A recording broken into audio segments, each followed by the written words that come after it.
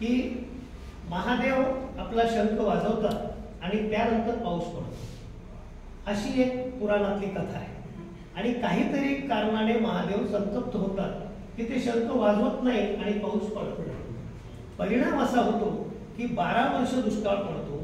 पार्वती विनवण्या करते की देवा पाऊस पाडा, धरतीची परिस्थिती खूप खराब आहे, पण महादेवाचा राग काही जात नाही। एके दिवशी आकाशातून फिरत असताना महादेव पार्वतीला दिसतं की एक शेतकरी शेत नांगरतोय आणि महादेवाला प्रचंड राग येतो की पाऊस पडणार नाही, याला माहिती मी शंख फुकणार नाही, हा का शेत नांगरतोय। ते समोर उपस्थित होतात आणि म्हणतात की तुला कळत नाही का, मी शंख वाजवणार नाही, तू कशासाठी शेत नांगरतो?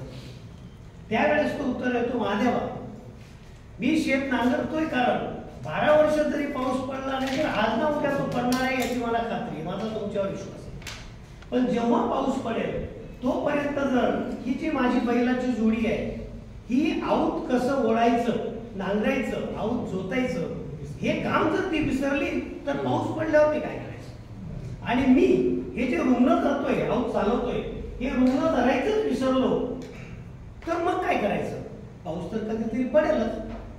महादेवाचा राग शांत होतो, ते तिथून निघतात आणि विचार करतात, हा शेतकरी एवढा जिद्दी आहे, हा काम विसरू नये म्हणून काहीतरी करतोय, पाऊस पडला नाही तरी नांगरतोय।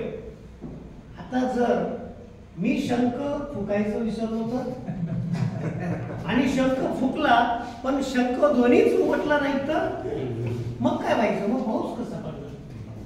आणि ट्रायल तरी घेऊ म्हणून ते शंख फुकतात, जोराचा शंख ध्वनी होतो आणि पाऊस पडतो। आमच्याही आयुष्यात पाऊस पडत राहावा, आपल्यासारख्या तरुणांच्या संगतीमध्ये हे मस्तीचं जीवन आम्ही जगत राहावं म्हणून आम्ही साहित्य संघात आपल्या समेत असतो।